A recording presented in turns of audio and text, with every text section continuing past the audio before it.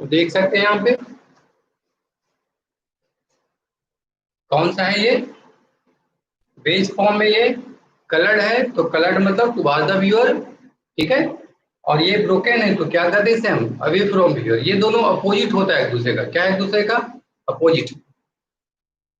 सो opposite है तो हम लोग को तो सी स्टांस में यही देखना होता है सेम साइड है या अपोजिट साइड। सी स्टांस में क्या देखते हैं आप, सेम साइड और अपोजिट साइड। तो अगर कोई मॉलिक्यूल्स है, मैं लाइक मान लीजिए ऐसा है, इस बेस फॉर्म में क्या है ये CH3 मतलब कलर्ड है,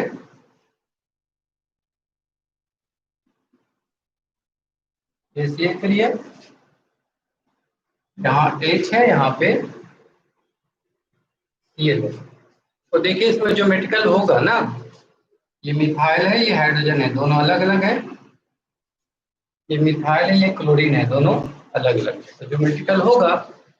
अब ये सेम साइड है या अपोजिट साइड, तो आप देखें दोनों बेस फॉर्म में कलर्ड वाले पे, मतलब दोनों कहाँ है टुवार्ड्स द व्यूअर, कहाँ है दोनों को, दोनों टुवार्ड्स द व्यूअर है, यानी ये दोनों कहाँ है सेम साइड है, सेम साइड। इसे क्या बोलेंगे आप, सिस, क्या बोलेंगे सिस, ठीक है। तो यहाँ देखिए आप दोनों को, दोनों कहाँ है CH3 कलर्ड वाले पे, मतलब कहाँ है दोनों टुवार्ड्स द व्यूअर, मतलब सेम साइड। तो जब सेम साइड होता है तो क्या बोलते हैं सिस। इसी फिगर को अगर हम ऐसे बना के दें, ये 3 सेम मॉलिक्यूल है H, तो सेम ब्लड ग्रुप कौन सा है, ये दोनों सेम सेम है।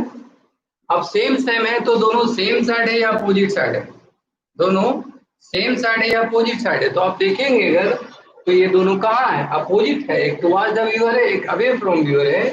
इसे आप क्या बोलेंगे ट्रांस, क्या बोलिएगा ट्रांस, समझ में आ रहा है। तो इसका एप्लीकेशन है, अगर दोनों सेम साइड होता है तो सिस, और दोनों अगर अपोजिट साइड होता है तो ट्रांस। ये कहलाता है थ्री डायमेंशनल फार्मूला और वेज फार्मूला। 3D में हम लोग देख लेते हैं कि मेरा सिस है या ट्रांस है। सही है, आवाज आ रहा है सभी को, क्लियर है बाबू, क्लियर है ना। तो अब आगे बढ़ते हैं हम लोग, सिस ट्रांस हम देख सकते हैं थ्री डायमेंशनल फार्मूला से, है ना।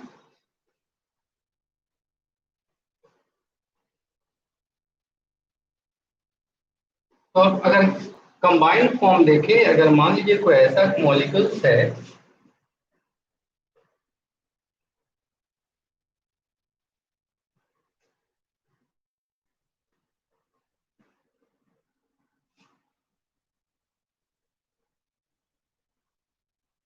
ध्यान से देखिए, तो इस मॉलिक्यूल्स में जो मेडिकल आइसोमर दो जगह पे होगा है, इस डबल बॉन्ड के वर्ड भी और इस डबल बॉन्ड के वर्ड। देख लीजिए आप, ये दोनों अलग अलग हाइड्रोजन मिथाइल, और ये हाइड्रोजन इतना बड़ा ग्रुप है ना, तो ये दोनों भी क्या है डिफरेंट, यानी इस डबल बॉन्ड के बाद जो मेडिकल होगा। इस पे देखिए डबल बॉन्ड पे हाइड्रोजन है, ये बड़ा सा ग्रुप है पूरा, अलग है दोनों। ये हाइड्रोजन मिथाइल, ये दोनों भी अलग है। अब आपको बताना है कि कहाँ पे सिस है या ट्रांस है, तो इस मॉलिक्यूल्स में दो जगह ज्योमेट्रिकल हो रहा है, यहाँ पे भी और यहाँ पे भी। तो मुझे क्या चेक करना है, सिस और ट्रांस, क्या चेक करना है सिस और ट्रांस। तो अगर आप ध्यान से देखें तो सिमिलर ग्रुप कौन है, ये हाइड्रोजन है, ये ऊपर है, ये कहाँ है नीचे है, दोनों कहाँ है अपोजिट साइड, कहाँ है दोनों, एक हाथ की साइड एक ऐसा है ना, दोनों अपोजिट साइड है। इसे आप क्या बोलेंगे ट्रांस, क्या बोलेंगे ट्रांस। यहाँ पे अगर देखें तो इसमें भी ज्योमेट्रिकल है, ये दोनों हाइड्रोजन कहाँ है, दोनों सेम साइड है, कहाँ है दोनों सेम, दोनों ऊपर है। तो जब सेम साइड होता है तो क्या बोलते हैं इसे आप सिस, क्या बोलते हैं सिस। इसका मतलब है एक ही मॉलिक्यूल में दो तरह का आइसोमर है, एक है ट्रांस और दूसरा है सिस।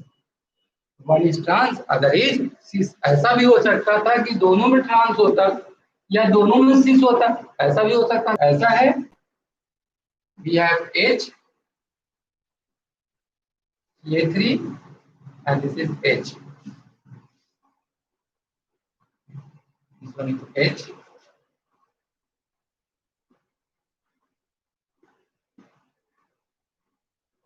ऐसा मॉलिक्यूल्स है।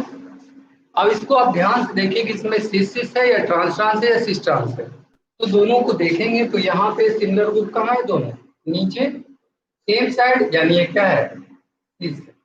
क्या है ये, सिस है। इस मॉलिक्यूल्स में दोनों एज सेम साइड है ऊपर ना, तो ये भी क्या है, सिस।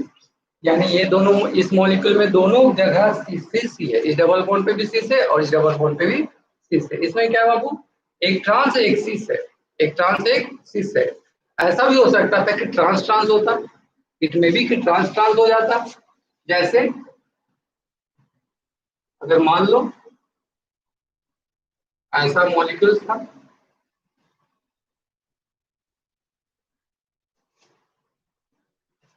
विजुअल नहीं रहेगा तो बोलेंगे आप।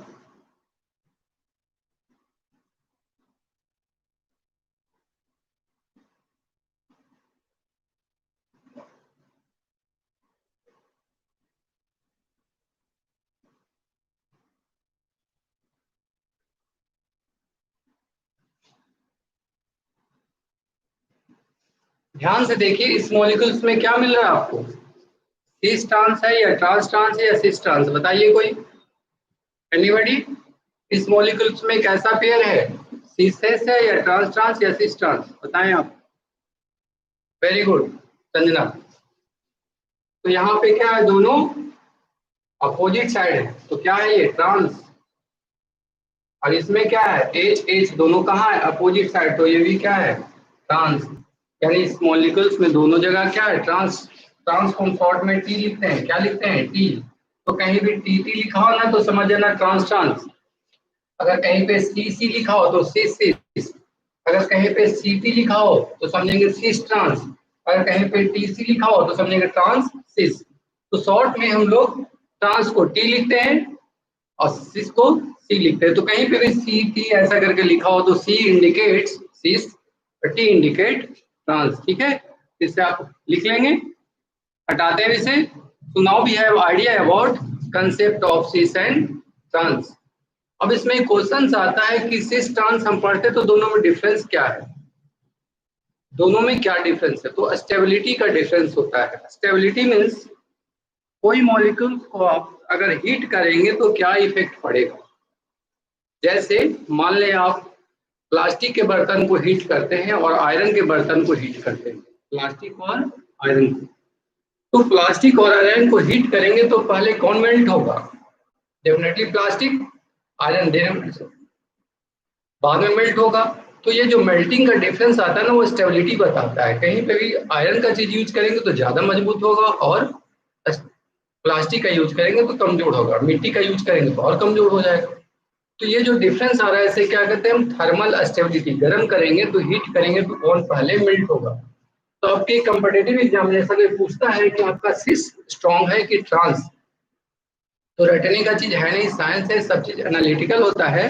हम लोग सबको एक एक करके पढ़ेंगे। अगर दोनों डिफरेंस पूछेगा, which one is more stable, तो हम सीखते हैं उसका कंसेप्ट क्या है, ठीक है। तो हम सीखने जा रहे हैं thermal stability of cis and trans. तो अगर एग्जामिनेशन में आता है अवार्ड थर्मल स्टेबिलिटी, हम पता कर सकते हैं कि मेरा मॉलिक्यूल स्ट्रॉन्ग है या वीक है ना। स्ट्रॉन्ग है क्या है, वीक है। तो देखते हैं।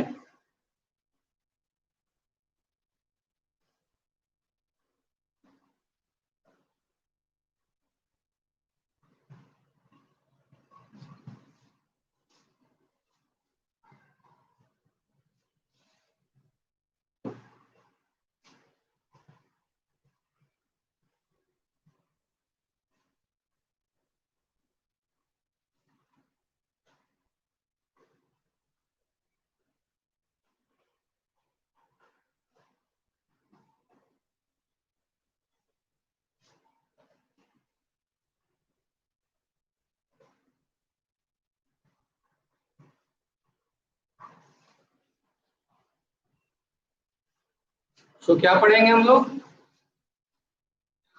थर्मल स्टेबिलिटी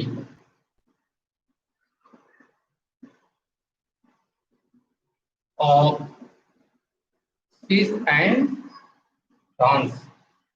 मतलब हीट करेंगे तो कौन पहले टूटेगा या कौन बाद में टूटेगा। जो पहले टूट जाएगा वो लेस स्टेबल होगा, और जो बाद में टूटेगा वो मोर स्टेबल होगा। तो मुझे पता कैसे चलेगा? आयरन और प्लास्टिक में तो समझते हैं कि आयरन, हम बचपन से जानते हैं कि आयरन को हीट करेंगे तो लेड मेल्ट होगा और प्लास्टिक का मेल्ट हो जाएगा। तो हम बोलते हैं प्लास्टिक लेस थर्मली स्टेबल है और आयरन क्या है? More stable. लेकिन इसमें कैसे सीखेंगे? इसको तो बचपन से देखे नहीं। इसके लिए हम लोग साइंस का कंसेप्ट सीखते हैं। एक टर्म होता है, सबसे पहला आप याद रखेंगे, स्टेरिक रॉडिंग। स्टेरिक रॉडिंग क्या देखेंगे? स्टेरिक रॉडिंग। तो स्टेरिक रॉडिंग के कारण हमेशा मॉलिक्यूल्स में स्टेबिलिटी घटता है। ये स्टेरिक रॉडिंग होता क्या है? तो ये तब आता है जब दो बड़े मॉलिक्यूल्स एक दूसरे के पास आएंगे। क्या आएंगे? एक दूसरे के पास आते हैं तो हम देख सकते हैं कि रॉडिंग बढ़ता है या घटता है। जैसे दो मोटे मोटे पर्सन अगर एक ही सीट पे बैठ जाए, दो बल्कि मॉलिक्यूल्स एक जगह बैठ जाए मोटे पर्सन, तो उनको अच्छा लगेगा खराब लगेगा? डेफिनेटली खराब लगता है, क्योंकि उसके कारण क्रोडिंग होगा, अनइजी फील करेगा, वो इधर शिफ्ट करेगा शिफ्ट करेगा, तो उससे अनइजीनेस होगा, मतलब स्टेबिलिटी क्या हो जाएगा? डाउन हो जाएगा। अगर आप कहीं सीट पे बैठे हैं तो अगर आप दुबले पतले हैं तो कोशिश करते हैं मेरे बगल में भी कौन आकर बैठे, स्लिम हाइट ही नहीं, क्या बैठ कोशिश करेंगे स्लिम पर्सन बैठे। कारण क्या है? तो कारण ये स्टेरिक रॉडिंग। इसके कारण हमेशा मॉलिक्यूल्स में स्टेबिलिटी क्या होता है? घटता है। तो जब भी दो मॉलिक्यूल्स, मोटे मोटे मॉलिक्यूल्स नजदीक आ जाएंगे तो उसका स्टेबिलिटी क्या होगा? डाउन होगा। क्या होगा? स्टेबिलिटी डाउन होगा। तो स्टेरिक रॉडिंग किसके कारण आता है? So it comes due to closeness of bulky molecule। ये किसके वजह से आता है बाबू? क्लोनेस ऑफ बल्की मॉलिक्यूल। बल्की मतलब मोटा, हैवी, है ना? तो अगर मान ले मेरे पास ऐसा कोई मॉलिक्यूल्स है HCl3, HCl3, तो पहले आप देखेंगे सी से के ट्रांस है, तो जैसे दोनों सेम ग्रुप कहाँ है? Same side, PSC। अगर इसका दूसरा देखें, दूसरे पार्ट को,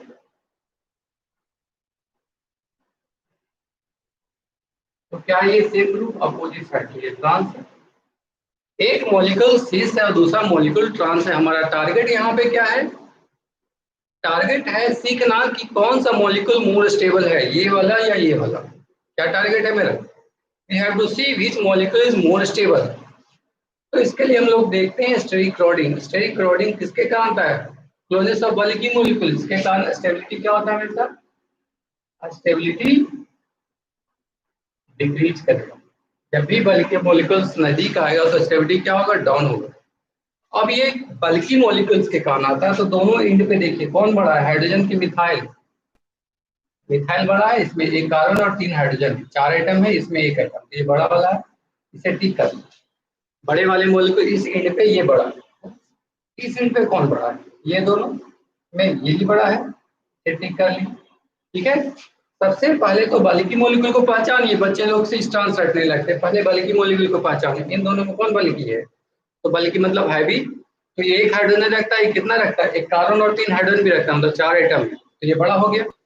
इसके पास 4 समान है, किसके पास 1 है, तो ये छोटू है, ये बड़ू। इसमें देखो ये हाइड्रोजन है, ये मिथाइल है, कौन बड़ा है? ये बड़ा है। तो ये दोनों मॉलिक्यूल्स इतनी दूरी पे है। बल्कि मॉलिक्यूल्स का ही देखते हैं गैस, ऐसा है ना। इसमें देखो बल्कि मॉलिक्यूल्स कहाँ है? यहाँ और यहाँ है ना। ये दोनों का डिस्टेंस ये है। मान लो इसका नाम हम देते हैं D1 डिस्टेंस को, और इसका दे देते हैं D2। दिस इज D1 और दिस इज D2। तो क्या देखते हैं? ये किसी रेक्टेंगल का साइड है, सामने वाला क्या है? साइड है, और ये क्या कहलाता है? डायगोनल। ये क्या है? डायगोनल। कौन बड़ा होता है? हमेशा डायगोनल बड़ा होता है। किससे? साइड से, क्योंकि हाइपोटेनस होता है इस ट्रायंगल का, तो हाइपोटेनस तो लार्जर होता है। किससे? किसी भी साइड का लेंथ से। तो ये साइड का लेंथ है मान लो, और ये डायगोनल, तो ये लार्ज है, ये क्या है? स्मॉल है। इसमें बल्कि मॉलिक्यूल्स D1 दूरी पे है, इसमें बल्कि मॉलिक्यूल्स D2 दूरी पे है। कौन कम है? ये कम है और ये ज्यादा है। ये स्टेरिक रॉडिंग किसके कारण आता है? Due to closeness. जो नजदीक होगा वो मॉलिक्यूल्स में स्टेरिक रॉडिंग ज्यादा होगा, उसका स्टेबिलिटी क्या होगा? कम होगा। तो इसका D1 क्या है, यहाँ से देख सकते हैं D1 क्या है, छोटा है किससे, D2 से। तो कौन नजदीक है, ये नजदीक है, ये क्या है, दूर है। इसका मतलब यहाँ से क्या बोलेंगे, cis is less stable,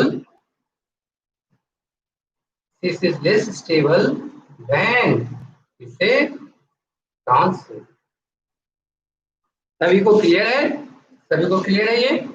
यहाँ पे हम देखते हैं स्टेरिक क्राउडिंग, जो किसके कारण आता है, क्लोजनेस ऑफ बल्की मॉलिक्यूल्स। इसमें बल्की मॉलिक्यूल कौन है, दोनों टर्मिनल पे, तो मिथाइल था, यहाँ पे मिथाइल, ये D1 दूरी पे है, ये D2 दूरी पे। और इस फिगर से हम देख के बता सकते हैं कि D1 छोटा है, D2 बड़ा है, यानी इसमें क्राउडिंग ज्यादा होगा, इसमें क्राउडिंग कम होगा। और जिसमें क्राउडिंग ज्यादा होगा उसका स्टेबिलिटी क्या होगा, कम। तो हम बोलेंगे यहाँ पे cis is less stable than trans। Clear है ना सभी को, ठीक है। तो ऐसे एग्जांपल्स में हम देख के बताएंगे, कभी ये ना रट लें कि सिस, ये रट के जाएंगे तो हमेशा पाप लग जाएगा, सिस लेस स्टेबल होता है ट्रांस, ऐसा रट के नहीं जाना। आप कंसेप्ट से देख लीजिए, जिसमें मॉलिक्यूल्स बड़े वाले नजदीक होंगे वो लेस स्टेबल होगा, जिसमें दूर होगा वो मोर स्टेबल होगा, ठीक है। दूसरा एग्जांपल्स देख सकते हैं हम,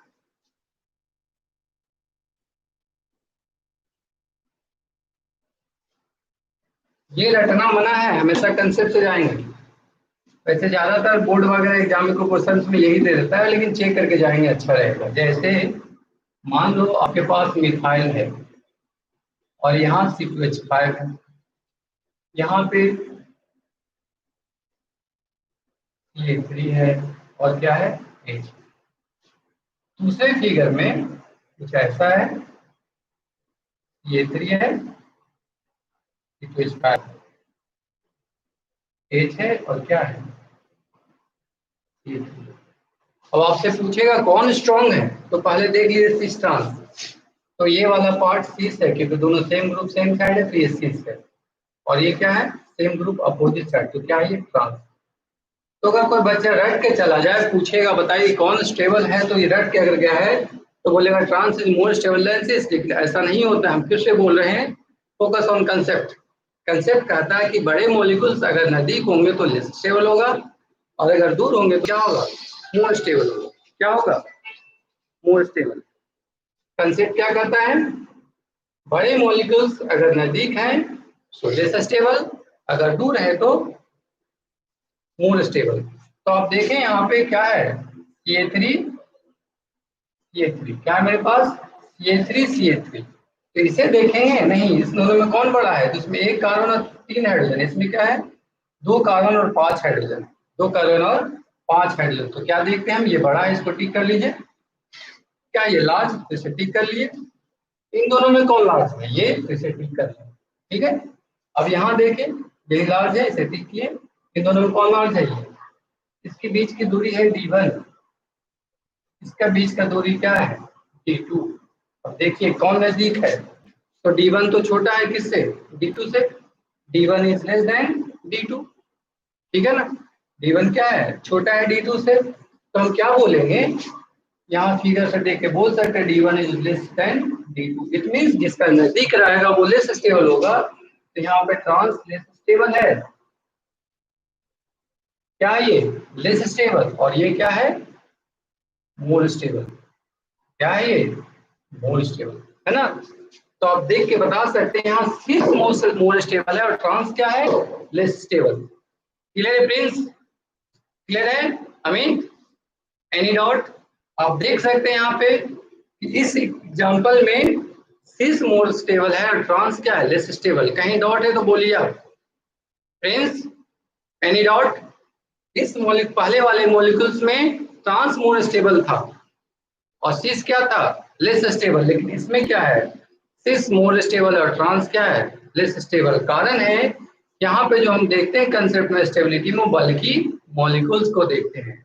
जिसके बल्कि मॉलिक्यूल्स नजदीक होंगे वो क्या होंगे, लेस स्टेबल, और जिसका मोर होंगे, मोर डिस्टेंस पे, वो क्या होगा, मोर स्टेबल। क्लियर है सभी को, क्लियर है, ठीक है। तो आगे बढ़ सकते हैं हम लोग, ठीक है ना, लवली क्लियर है, साउंड जा रहा है आप लोग को।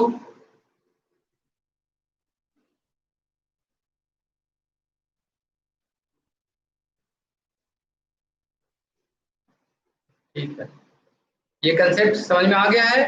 तो अगर हम आपसे कुछ असाइनमेंट में देंगे, डिसाइड योर थर्मल स्टेबिलिटी, तो आप बता सकते हैं, कोई डाउट नहीं, आगे बढ़ते हैं हम।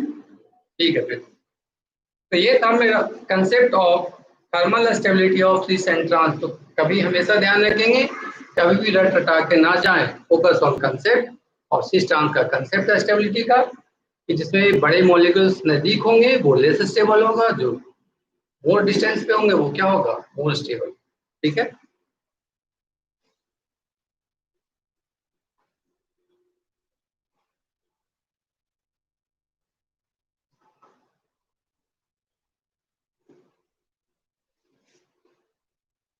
नाउ देखिए, तो हम देखे थे अभी ज्योमेट्रिकल में सिस और ट्रांस। ज्योमेट्रिकल में क्या देखे थे, सिस ट्रांस। तो ज्योमेट्रिकल में सिस ट्रांस देखने के लिए क्या चाहिए था आपको,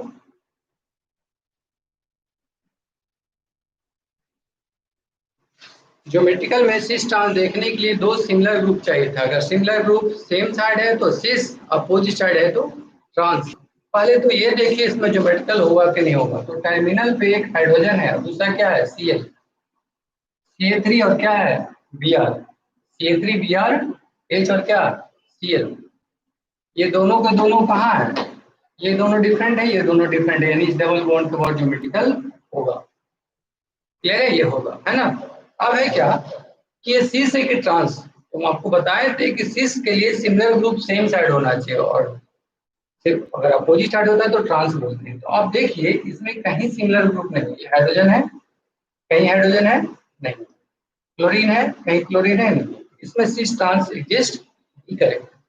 ज्योमेट्रिकल आइसोमर पूछेगा होगा तो बोलेंगे यस होगा, बोलेंगे सिस या ट्रांस, तो आपका आंसर होगा सिस या ट्रांस। इसको मॉलिक्यूल्स में नहीं होगा, क्या बोलेंगे, सिस ट्रांस नहीं होगा। क्यों नहीं होगा, क्योंकि सिस ट्रांस होने के लिए क्या होना चाहिए, सिमिलर ग्रुप होना चाहिए, इसमें सिमिलर ग्रुप नहीं है। तो एक संजना रिप्लाई की है, जेड है, देखते हैं, पढ़ लिए, वेरी गुड। तो यहाँ पर हम लोग देखेंगे कि ये कैसा आइसोमर है। तो इसमें हम लोग पढ़ते हैं ई जेड कंसेप्ट। क्या पढ़ते हैं आप, E Z concept, E Z. तो ई जेड हम कैसे डिसाइड करते हैं कि मेरा मॉलिक्यूल ई है या जेड है।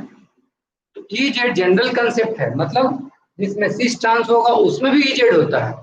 ऐसा नहीं कि सिस ट्रांस हो गया तो ई जेड नहीं होगा, उसमें भी ई जेड होता है।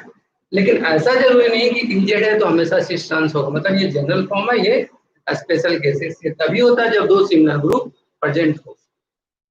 तो ई या जेड का कैसे देखते हो, जेड जेड किसे कहते हैं, Z being higher priority group, priority group are present in same site. When higher priority group are present in same side, तो क्या बोलते हैं उसे, जेड। अगर अपोजिट साइड हो तो when अपोजिट साइड क्या बोलते हैं, ई। तो यहाँ पे एक टारगेट हो गया, ये प्रियोरिटी क्या होता है, प्रियोरिटी क्या है। तो हम कैसे डिसाइड करेंगे प्रियोरिटी, तो प्रायोरिटी के लिए देखा जाता है कनेक्टिंग एलिमेंट का एटॉमिक नंबर। क्या देखते हैं, एटॉमिक नंबर। जिस एलिमेंट का एटॉमिक नंबर हाई होगा वो हायर प्रायोरिटी में होगा, जिस एटॉमिक एलिमेंट का एटॉमिक नंबर हाई होगा वो क्या होगा, हायर। जैसे मान लो हाइड्रोजन और कार्बन है, तो किसका एटॉमिक नंबर ज्यादा है, तो हाइड्रोजन का 1 है और कार्बन का 6 है, तो कार्बन का क्या है, हाई है। तो कार्बन और हाइड्रोजन में कार्बन की प्रायोरिटी क्या होगी, अधिक होगी। अगर कार्बन है और क्लोरीन है तो क्लोरीन का एटॉमिक नंबर कितना होता है, कितना होता है एटॉमिक नंबर 17, और कार्बन का होता है 6। तो कार्बन की प्योरिटी क्या होगी, अधिक होगी, और सॉरी क्लोरीन का प्योरिटी अधिक होगी, कार्बन का क्या होगा, लेस। तो प्योरिटी तो डिपेंड करता है किससे हम कंपेयर कर रहे हैं। अगर दोनों higher purity group same side रहा तो क्या बोलेंगे, जेड। अपोजिट साइड रहा तो ट्रांस। इसमें क्या देखते थे, सेम ग्रुप अगर सेम साइड है तो सिस, और अपोजिट साइड है तो ट्रांस। तो यहाँ ग्रुप तो सेम रहने से रहा, यहाँ पे रहेगा प्योरिटी, जिसका प्योरिटी अधिक होगा वो। देख लेते हैं पहले दोनों कनेक्टिंग एंड पे प्योरिटी देखो। तो यहाँ हाइड्रोजन, यहाँ क्लोरीन, इसका 17, इसका 1 है, तो कौन हाई प्योरिटी वाला है, इसे ठीक कर लेंगे। यहाँ पे कार्बन है, मिथाइल को नहीं देखिएगा, कार्बन है, यहाँ इससे जुड़ा कार्बन है, और यहाँ ब्रोमीन है ना, यहाँ पे ब्रोमीन है और यहाँ पे कार्बन है, तो कार्बन का 6 होता है। तो यहाँ पे देखें कार्बन ब्रोमीन में किसका ज्यादा है, ब्रोमीन का, और इन दोनों में किसका ज्यादा है, क्लोरीन का। ये दोनों हाई वाला कहाँ है, दोनों सेम साइड है, नीचे है, जैसे क्या बोलेंगे आप, जेड, क्या बोलिएगा, जेड। इट मीन्स संजना का आंसर सही था, ये क्या है, जेड है। अगर इसी एग्जांपल्स को, इसी मॉलिक्यूल्स को अगर हम ऐसे लिख के दें, we have H and Cl, यहाँ पे क्या है, Br और Cl। तो आप देखिए कनेक्टिंग एलिमेंट पे, तो ये हाइड्रोजन एक है, ये 17 है, तो ये हाई वाला है। इन दोनों में किसका हाई था, कार्बन ब्रोमीन में, ब्रोमीन का, तो ये हाई। ये दोनों कहाँ है, अपोजिट साइड को। तो जब अपोजिट साइड होगा तो क्या बोलते हैं, ई, क्या बोलते हैं आप, ई। तो ये क्या होगा, ई। तो दिस मॉलिक्यूल इज ई का विथ इन कॉन्फ़िगरेशन, और इसमें कौन सा कॉन्फ़िगरेशन है, जेड कॉन्फ़िगरेशन। तो हम लोग बता सकते हैं आप ज्योमेट्रिकल आइसोमर में कि कौन सा मेरा ई है, कौन सा जेड है, कौन सा सिस है और कौन सा ट्रांस है। तो ध्यान रखें, सिस ट्रांस स्पेशल केस है, ई जेड जनरल केस है। ई जेड हमेशा लगेगा, चाहे वो सिस ट्रांस हो या ना हो, बट सिस ट्रांस तभी लगेगा जब उसमें कम से कम दो ग्रुप क्या हो, एक जैसा। अब देख सकते हैं आप, और भी एग्जांपल्स। क्लियर सभी को, हम एक दो एग्जांपल्स देते हैं, बताएंगे आंसर क्या होगा, ठीक है ना। तो देख लेंगे कनेक्टिव एलिमेंट का एटॉमिक नंबर।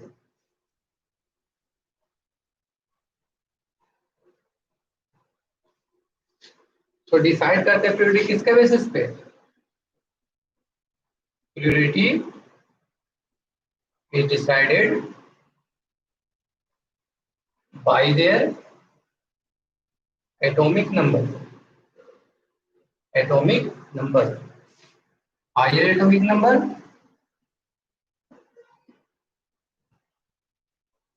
हायर प्योरिटी, ठीक है, हायर। कभी कभी क्या होता है ना, एटॉमिक नंबर सेम भी आ जाता है, जैसे आइसोटोप का एटॉमिक नंबर सेम आता है, जूनियर क्लास में पढ़े होंगे आइसोटोप। तो अगर आइसोटोप आ जाएगा तब क्या करेंगे, तो for isotope, isotope means same atomic number, see their mass number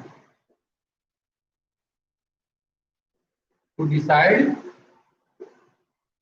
purity.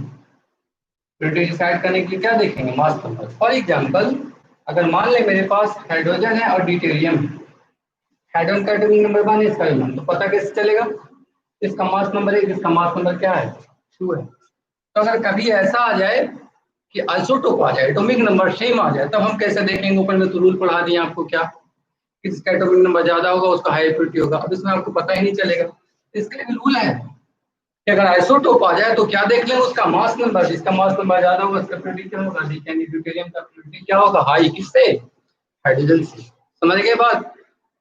सो अगर सिस्टम इस ईजेड देखना हो और आइसोटोप आ जाए तो उसका मास नंबर देख लें, अदरवाइज जनरल क्या है मेरे पास, देयर एटॉमिक नंबर। जैसे हटा देते हैं इसे, या यहीं पे देख सकते हैं आप, मान लो मेरे पास कार्बन कार्बन हाइड्रोजन है और यहाँ ड्यूटेरियम, यहाँ पे CH3 है, यहाँ पे Cl। आपसे पूछा जाएगा कि ई है कि जेड, तो एटॉमिक नंबर देखे तो इसका भी 1, इसका भी 1, तो पता नहीं चलता, तो मास नंबर देख लेंगे, इसका मास नंबर 2, इसका मास नंबर 1 है, तो इन दोनों में किसका प्योरिटी ज्यादा है, इसका। यहाँ पे कार्बन है, यहाँ क्लोरीन, इसका एटॉमिक नंबर 6 है, इसका एटॉमिक नंबर 17, तो हाई। तो दोनों हाई वाला कहाँ हो गए, सेम साइड, इसे क्या बोलेगा, तो याद रखें अगर कभी भी आइसोटोप आ जाए तो हमेशा हम देखते हैं किसके मदद से, उसके मास नंबर की मदद से। और अगर डिफरेंट एलिमेंट्स हो तो डिफरेंट तो पहचान ही जाता है एटॉमिक नंबर से, तो उसमें देख लेंगे एटॉमिक नंबर। क्लियर है, तो हम मिलेंगे अब नेक्स्ट क्लास में, यहाँ पे असाइनमेंट देंगे, आप बनाइएगा और उसे आप रिप्लाई करिएगा, ठीक है। तो मिलते हैं नेक्स्ट क्लास में, गुड बाय। कोई डाउट हो तो आप बोलिएगा, ठीक।